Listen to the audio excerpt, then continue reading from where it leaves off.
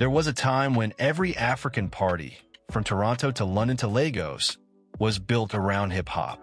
The beats of 50 Cent, Lil Wayne, and Drake dominated every student event, birthday party, and house gathering.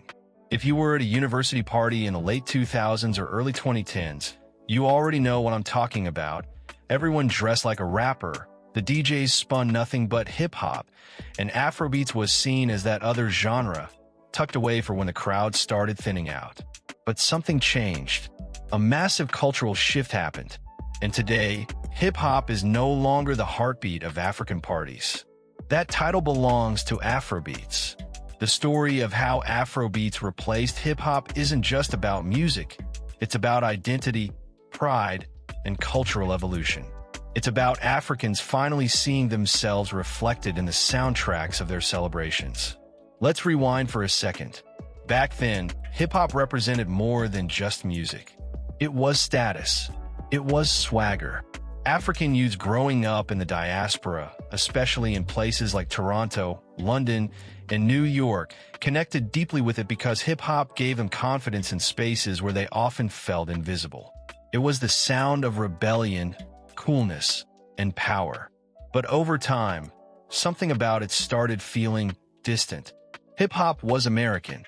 It was someone else's story, the struggle of Black America, the hustle of the streets, the culture of a different people. Africans respected it, even idolized it. But when they went home, when the lights dimmed at the after-party and someone threw on an Afrobeats track, you could see the energy change. People smiled differently. They danced differently. It wasn't about pretending anymore. It was about belonging. In Toronto, that shift began subtly. DJs who used to spin full hip-hop sets started sneaking in a few Afrobeat songs. Tracks like Banjess, Oliver Twist, P-Square's Personally, or Wizkid's early hits. The reaction was instant. The crowd would come alive in a way that hip-hop never quite managed. It wasn't forced. It was natural. Everyone could sing along. The lyrics made sense culturally. And the rhythms, those African drums, guitars, and percussions, hit something deep inside that hip-hop's 808s couldn't touch. Promoters began to notice too. They realized that Afrobeats nights sold out faster. The vibe was more joyful, less aggressive, more communal. Hip-hop nights had started to feel repetitive, the same trap songs, the same flows, the same vibe. But Afrobeats brought something new: color, dance, laughter, and unity. It wasn't just about turning up. It was about celebrating. You could see the change in fashion as well.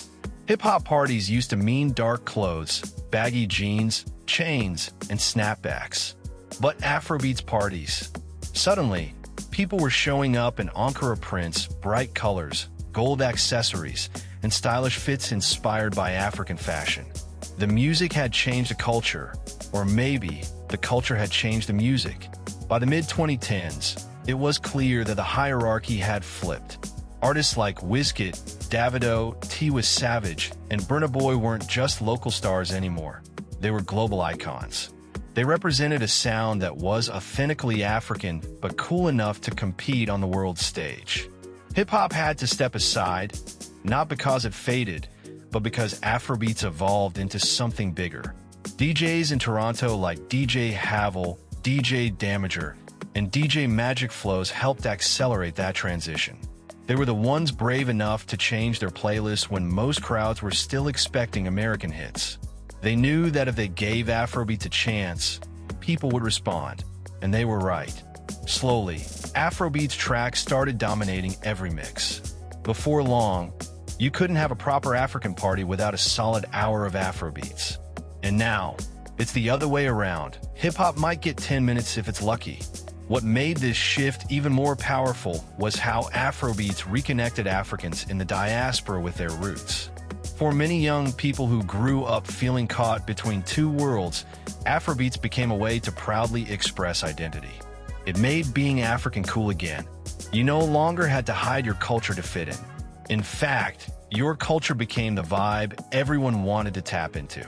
Afrobeats also did something hip-hop rarely managed. It united Africans and Caribbeans. The rhythms, melodies, and lyrics resonated across both communities. Dancehall and Afrobeats began to merge, and suddenly, DJs were blending them seamlessly. At any Toronto party, you could go from Burna Boy to Popcane to Wizkid and back again, without anyone missing a beat. The shift was emotional too.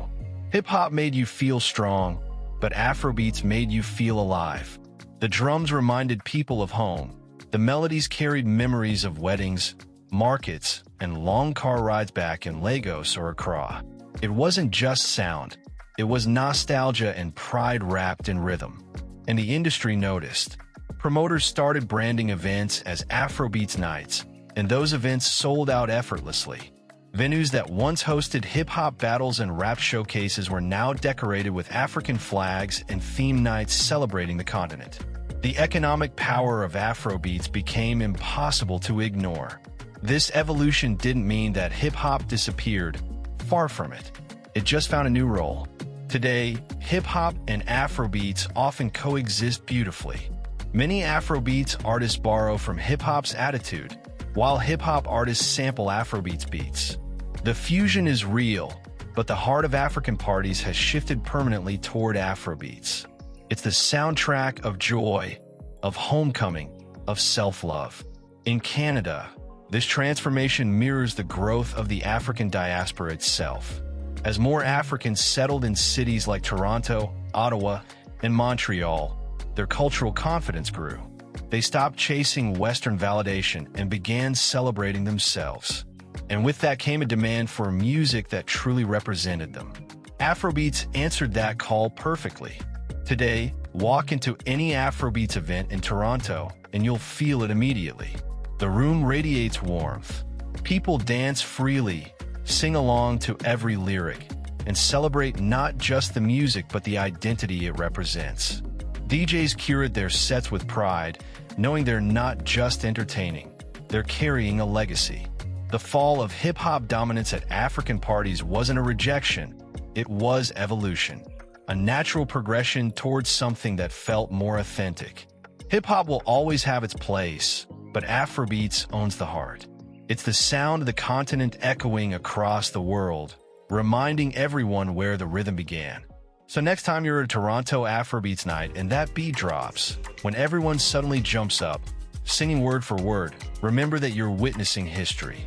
You're part of a cultural shift that redefined what it means to party as an African in the diaspora. This isn't just entertainment, it's pride in motion. And if you felt that moment, that wave of energy that hits when the DJ switches from hip-hop to Afrobeats and the entire crowd comes alive, then you already know what I'm talking about. Afrobeats didn't just replace hip-hop. It gave African parties a heartbeat that will never stop. Thanks for watching. If you enjoyed this deep dive into the evolution of the culture, make sure to like, comment, and subscribe.